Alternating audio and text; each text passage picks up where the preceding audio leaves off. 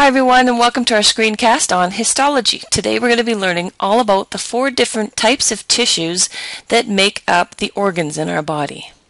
So what is histology? Histology is the study of tissues. And tissues are just groups of cells that are working together towards a common job. There's 4 types of tissues that you're going to learn about: connective tissue, epithelial tissue, muscle tissue, and nervous tissue. Epithelial is a covering tissue. Connective tissue helps us to connect, protect, and insulate our bodies.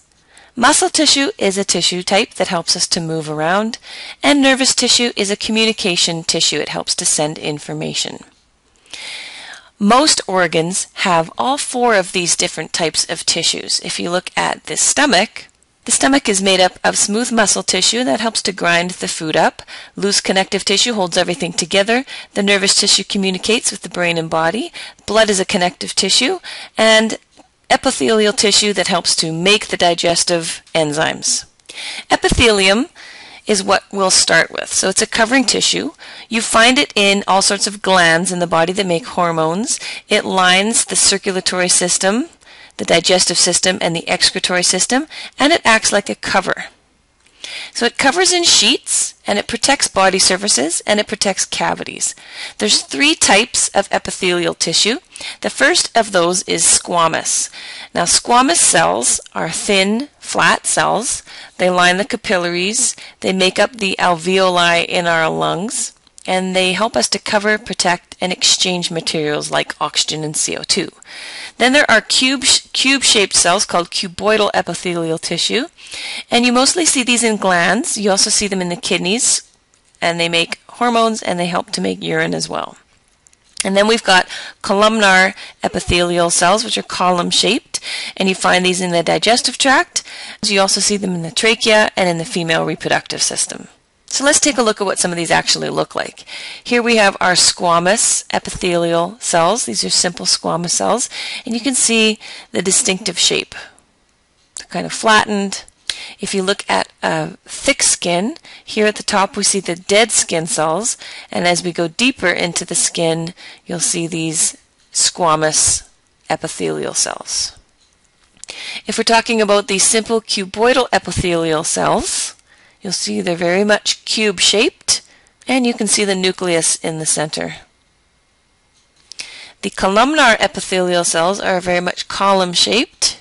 You would see these in the digestive system. So here is a villi in the digestive system. Here's that cube-like shape. And it will help to both absorb nutrients, and these types of cells make enzymes as well.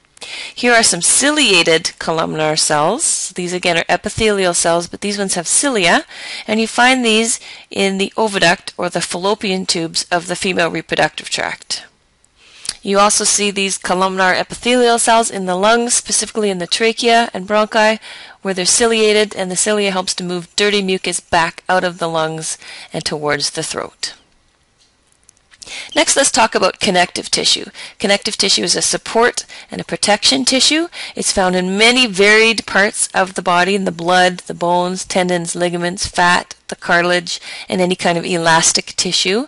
It's very different in each of these different scenarios, but they all have a common job of supporting and protecting. So they bind things together and they support, and in doing so they insulate, they store fat, they make blood cells. And your fat tissue we know as adipose tissue. It helps to store extra energy. Your cartilage is very flexible. You find it in your ears and your nose and your knees. Your bones are very rigid. They help to support your body. Your blood helps to transport things around your body. And then you've got areolar tissue, which is like a saran wrap, which wraps everything together and keeps things where they're supposed to be. You'll see this very clearly when we do our dissection of the rat. So this is what cartilage looks like. So if you touch the end of your nose and wiggle it around, this is what the cells look like inside your cartilage. This is a little bit closer view and even closer. So this is cartilage tissue. It is a type of connective tissue. Bone, on the other hand, looks very different. It looks almost like a tree trunk. If you go a little closer, you'll see the rings very clearly. And this is a very strong type of tissue, and again it supports our body, keeps it up against gravity. Here we've got connective tissue called areolar tissue. So this is like the saran wrap. You've also got connective tissue that's elastic, like the connective tissue in your arteries that has to stretch as the blood moves through it at different blood pressures. If you look at the aorta, it's even more elastic because it's the artery that is closest to the heart and has to stretch the most. Here we've got fat tissue. So this is also a type of connective tissue. Fat tissue is known as adipose tissue.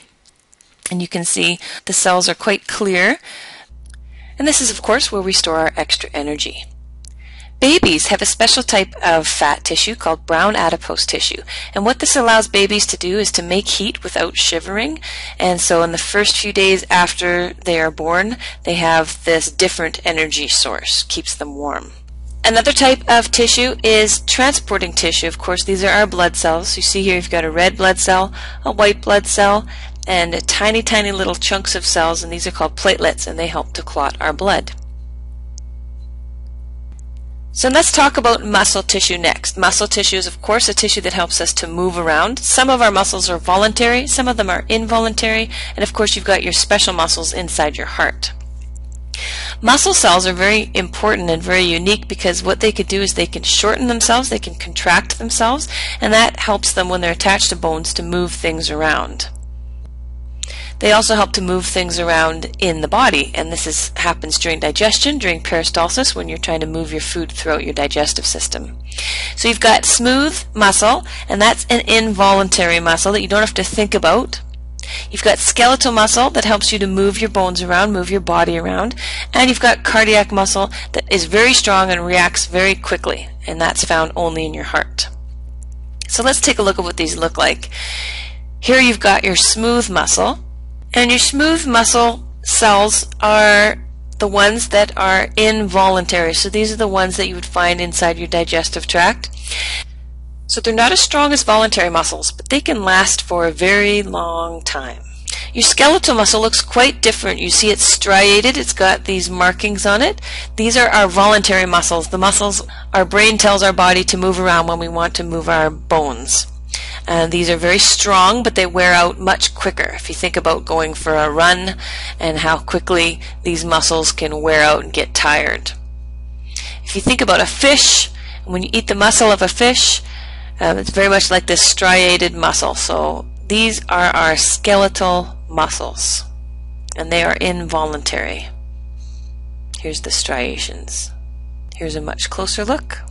Our cardiac muscles are kind of a mixture of the two types of muscles. You only find cardiac muscles in the heart, and you'll see they're kind of branching, but also striated.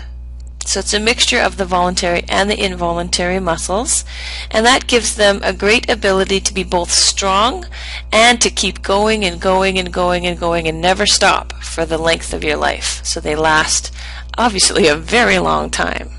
This is the strongest muscle type in your body. The last type of tissue we'll talk about is the nervous tissue. This is a communication tissue. It helps to send messages to and from your brain and your body. So you find them in your brain, your spinal cord, and all of your nerves. And how we send messages around our body through our nerves is with a chemical electrical impulse. So you've got ions moving, and the charged ions create this electrical impulse. We'll learn all about that when we talk about the nervous system. But this is basically and amazingly how the brain tells our body what it wants it to do. There's a lot of variation in what our nervous tissue looks like, but the basic cell is called a neuron, which looks like this. And neurons are designed for rapid response, if you think about your reflexes, and also for communication. So this is a neuron that you would find in the central nervous system. It's got three parts. It's got an axon, a dendrite, and a cell body. And here is a much larger view, so you can see many, many, many, many neurons. If we go a little closer, this is what they look like. And even closer, here you see the nucleus of the cell, and that's found in the cell body of the neuron. You've got messages coming in and then being sent out. And if you look at a peripheral nerve fiber, you'll see the nerves all bunched together. And here we've got a better picture, and you see it's just kind of like a telephone wire where we've got all these neurons moving up and down and all around, and the neurons are insulated by a fatty layer called a myelin sheath, which keeps the messages from switching from one neuron to the other. Here's a different look at a neuron. This is a longitudinal section of a neuron. So you see these long neurons, some of them very, very long, have to go all the way from your spinal cord to the end of your toe. And when these neurons meet up with muscles, we call that a motor end plate. And this is where the neuron tells the muscle when to contract. You've also got your spinal cord, and this is where messages come in. So you've got sensory neurons that bring messages from the outside world, sensations coming in, and then you've got motor neurons which send messages from the spinal cord to different muscles and glands in your body to tell them how to react to that stimuli they're getting from the sensations.